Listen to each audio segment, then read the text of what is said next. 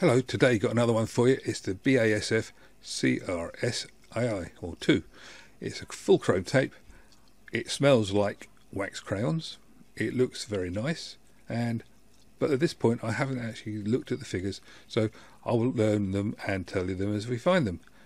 Don't forget, I'm recording it on the same machine as the previous ones. All the tapes are recorded on the same machine, unless otherwise specified, and so the results you'll be able to look at and say, well, that's better than that, or that's not as good as that. Because if you look at one of my tests, you can compare it directly to another one of my tests, because I use the same source and I use the same machine. So the differences are the tape, not the machine. Hope that makes sense. Let's get stuck in. Well, I'm pleased to announce it comes in the same ridged case box as the other tape I did does. Nice and firm. But as you can see from this, it's a more conventional looking cassette with just a slot across. I'm glad to be able to report though it's a nice firm shell. The tape is almost black, as you can see here. The J card's conventional, nothing special about it, but it's got enough detail. Let's get on to the main event. Have a look at some figures, and listen to some sounds. Here we have the Audacity trace, and you can see they're extremely symmetrical. That bit at the end there is music, special for you. First, our normal listening. We Want to Go by Patricos, dynamic and clean.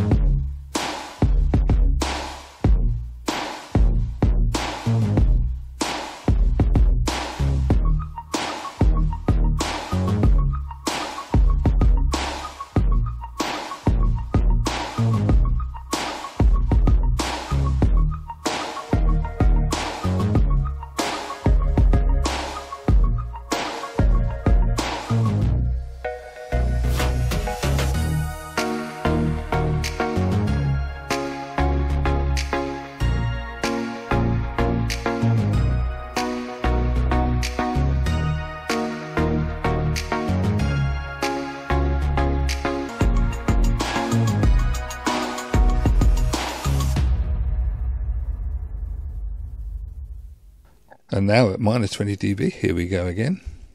Where We Want to Go by Patricos, dynamic and clean.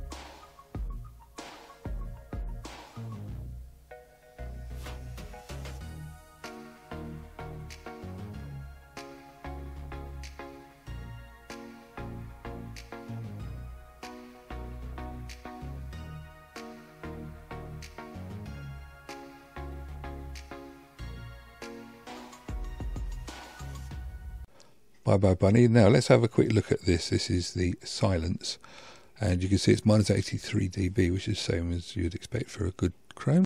Indeed, it's exactly the same as the previous Chrome BASF I did last week. This is a very nice looking 0 dB white noise. As normal, the minus 20 dB looks a little bit better, but they're both pretty good.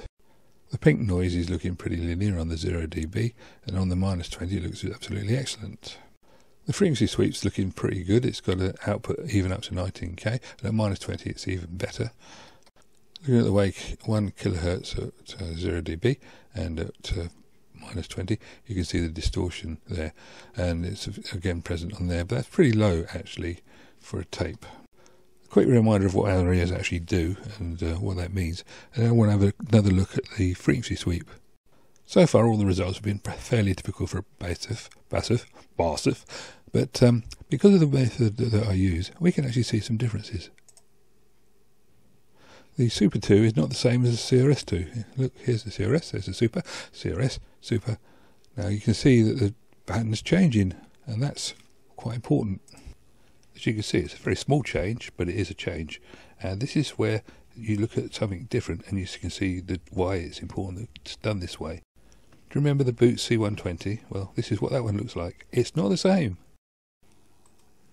And in conclusion, I would say, as you can see it's changing there, that this tape is very, very good. It's actually slightly better than the Super 2, and therefore it should deserve a place up in the top. But it also proves how well the W1200 deals with this tape. So if you've got a W1200 and you've got this tape, you're not going to have a bad day. And for anybody else who hasn't got a W1200, if it's set to what is the standard, it means you're going to have a good day as well. And you should not worry about the naysayers who tell you can't use a BASF in a non-biasable cassette deck. That's the end of the review, and now, just for the sheer delight of it, some music that plays well. It was recorded on this tape, on this W1200, and you can hear it now.